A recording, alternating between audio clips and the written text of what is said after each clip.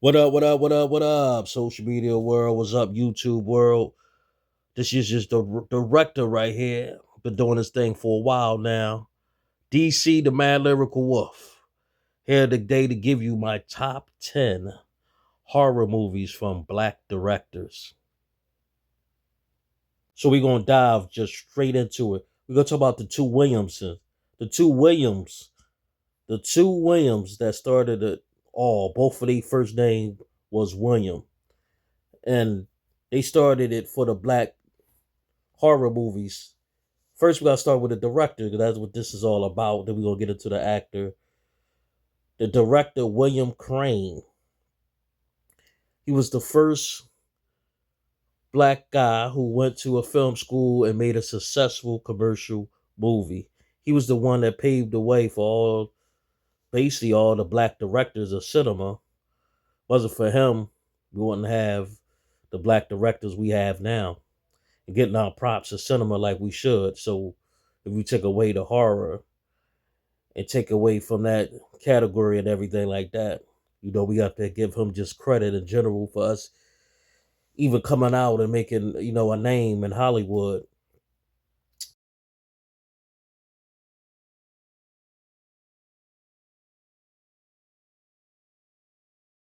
Shall pay, Black Prince.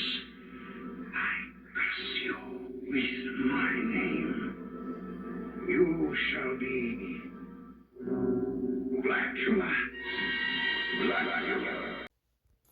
Which started William Marshall. William Marshall was well known opera singer. He was also a movie director as well. He did a lot of TV shows as well. He actually was on Pee Wee's Playhouse with Pee Wee Herman. He also was on Bonanza. He was also on Star Trek as well. But he was really known for his brass voice. And he came on cinema and played a character like no other.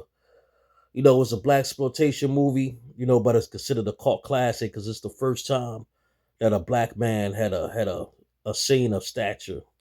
He was considered, worthy, and he was actually an African prince who happened to get bit by the one and only Dracula. And this movie was introduced to me through my dad because this movie was around during his time. It was a movie for his generation, and as I got older, I got started to appreciate it and everything like that. And like I said, I got introduced to this movie from him, and the movie just grew on me. Like I said, it's the first time a black man played an important role in a movie, and first time I'm playing, you know, not Dracula himself, because like I said, he got bitten by Dracula, but a vampire. A first time a black man appeared as a vampire on film. Real funny movie in my opinion, as far as like special effects wasn't that good, real low budget. When he came on scene and turned to Dracula, his eyebrows got darker, face got paler, makeup was real noticeable on screen. It was awful makeup. I still laugh to this day how cheesy the graphics were. But that's all we had back then in our budget and what Hollywood would give us and what we had at that particular time. And it's a cult classic for sure because, like I said, a black man wasn't portrayed as worthy roles and black princes and everything like that. We was before then we was always considered like just the butlers. We played the slave roles, the butlers, the Uncle Toms and the shadow roles. That's the only roles that we basically had. Besides Sidney Poitier, who was like the actor who really stepped on the scene and showed Hollywood what true acting is about and made his stamp and got his first Oscar. But that's neither here or there. We're talking about the black movie directors right now who did horror movies. This movie is considered, man, it's still going to be a classic to this day. Blackula. I recommend people, fans of horror to watch this, especially people from the black community. I also recommend it for the vampire fans. The first time you get to see a black vampire step on the scene doing his thing. You know, Blackula, it also made a lot of money in 72 for that year. One of the highest grossing movies of that year for that time. It made over $1 million. That was a lot back then in the 70s. Also, some Hollywood facts for you.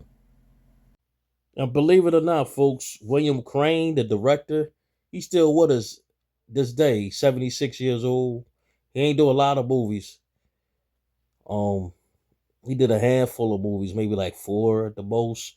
He did a lot of TV stuff and everything like that. But he was that one man that broke that barrier for black horror.